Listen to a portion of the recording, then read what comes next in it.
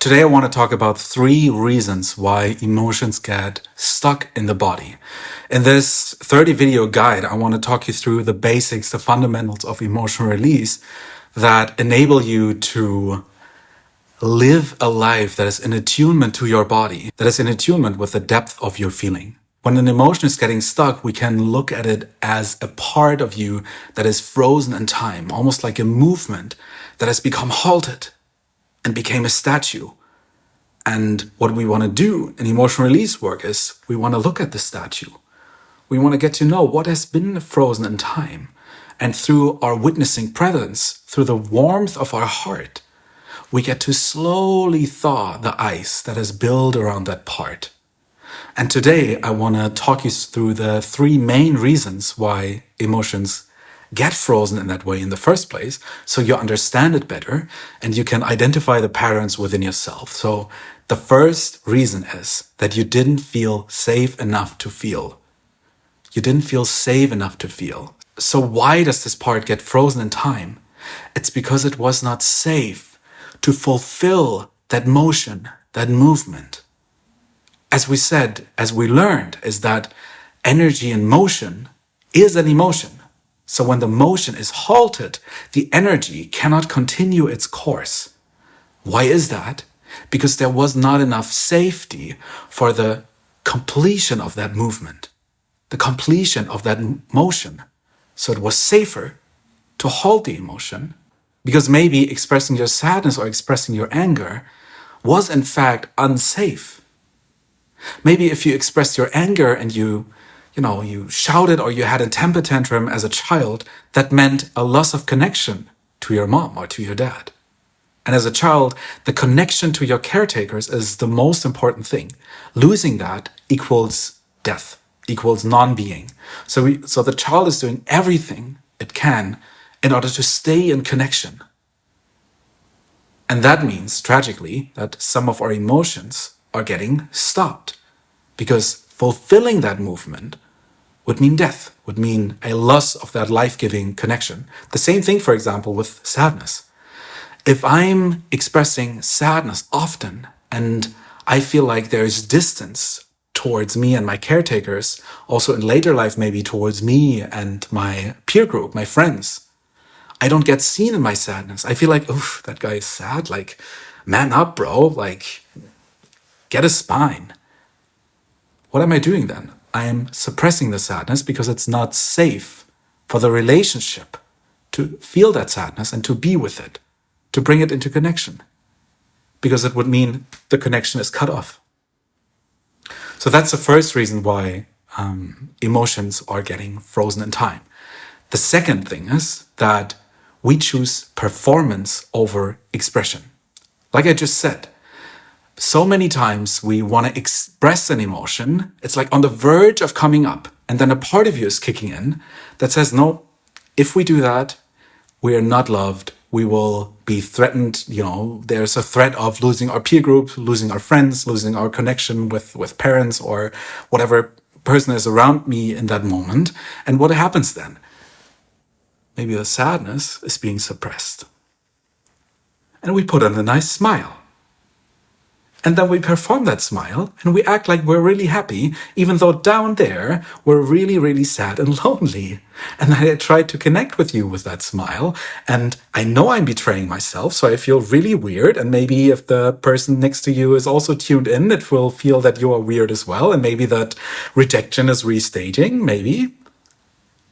We're choosing performance over expression. Because what's suppressed down is not necessarily just an emotion, it's the truth. It's the truth that you are suppressing in order to fit in. It's the real self that has been cut off from your experience.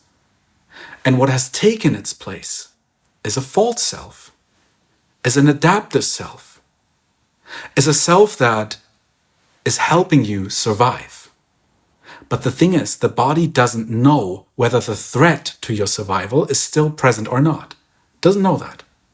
So maybe you're still performing a version of you that is not really you. Just because you have an outdated belief about something that might happen that will probably never happen. Or it will happen through your performance. Like I just said, that smile is quite creepy and maybe people turn away from you. Maybe under that smile, there's not only sadness, but for example, anger. And you're acting like, no, I'm nice. No, like I'm not angry. No, how are you doing? Can you feel that manipulative frequency that is underneath that emotion? That is the performance. That is you being cut off from your truth, from your heart, from the reality of your lived experience. And healing means reclaiming that experience, creating an environment that is safe enough for the experience to surface and to get into connection, to thrive into the garden of your relationships. And it can only do that when this plant of your truth, may that be sadness or anger or guilt, is watered, when it has the right environments, when the sun is shining properly in order for it to thrive. And that leads me to the third point of why an emotion is like halted, why it's frozen in the first place, is because no one was there to witness it. And with no one being there, I don't mean like physically. Someone physically being there is not the same thing as someone emotionally being present in the relational field. Maybe you know these moments. You know these moments with people. Like sometimes you hang out with someone and you feel like I'm not really. I feel like nobody's in there. I feel like I'm sharing my story, and for example, all I'm getting is like advice that I've gotten like a million of times already. I feel like I'm not being listened to. I feel like that person is not really embodied. I don't feel seen. And what happens, like, let's imagine that is happening over and over again, especially as a child. You are expressing, for example, your fear, your sadness, your crying, and nobody is there that is deeply attuned to your tears, that is moved in her or his body by your tears, that is not prompted into some sort of empathetic action by your anger. Somebody that is not feeling you, that is physically present, maybe even looking at you, but you're looking back as a child and all you can see is like dead eyes. And all of a sudden, slowly but surely, your sense of self, that true self, that truth that I talked about, is dissolving. It's getting smaller and smaller, more distant, until the real self that is in here is frozen and cannot move. Because there was no warmth coming from the outside that truly, empathetically connected with you and said, I'm seeing you. Hey, I'm here with you. It's okay. Like, it's okay to cry. It's okay to be sad. It's okay to be angry. Why are you angry? I'm willing to listen to you. I'm willing to be with you. And by that, I don't mean like find the perfect solution for whatever is there. I'm talking about relationships. I'm talking about someone relationally being present, being embodied with you. And it's almost like the experience through these three reasons why emotions are getting halted and frozen in time. The experience that is resulting from that is something like, I'm not real. I'm not important. And that result we call shame. Shame is like this black hole that sucks in your healthy sense of self, sucks in your identity, sucks in your connection to your own emotions, sucks in the belief that your emotions are worth feeling, that they are worth being embodied, worth being heard. Your true self is sucked in. And then slowly the false self is showing up, taking its place. And then at some point, maybe you lose all hope and you drop it. You drop your truth. You drop your embodied expression because nobody was there to really hold it. And that is why it's so important to get in touch with your body. to build a relationship with that within you that you cannot accept. Find even acceptance to the part within you that cannot accept. And also go into relational fields. Meet people. Look for people in yourself and in the outer world that can give you that sense of safety and connection, that can look at you with a loving eye that is so warm that the layer of frozen safety, like pseudo-safety, around you is slowly melting. And then that part is emerging and it's looking around and it's seeing, oh, maybe life is safe after all. Maybe I can just be here and nothing bad is going to happen. And I'm expecting that there is someone shouting at me now or ignoring me now. But no, maybe there's someone looking at you and saying, yes, I would want that for you. And that could be an external person. But that could also be a place within you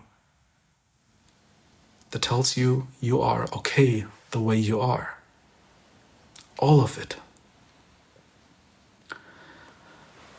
All of that within you is life expressing itself through you.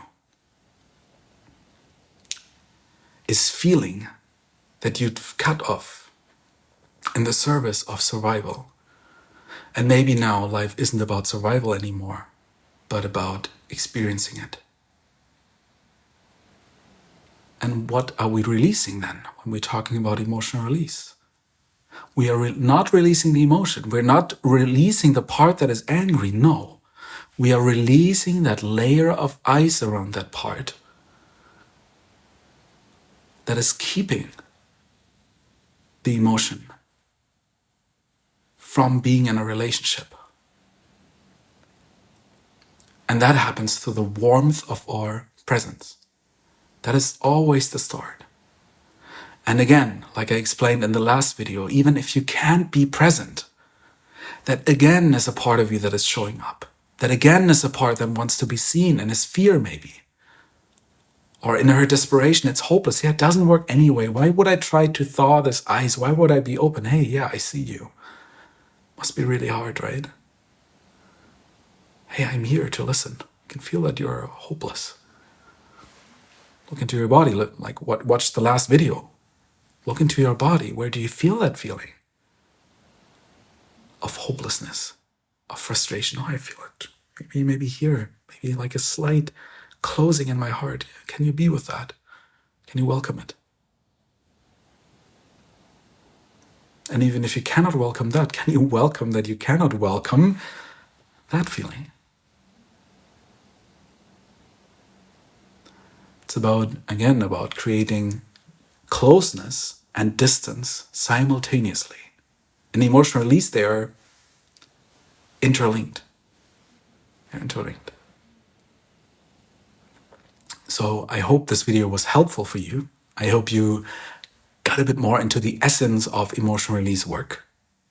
I hope that you will check out all the other videos that I have, because I really want to bring this work to the world.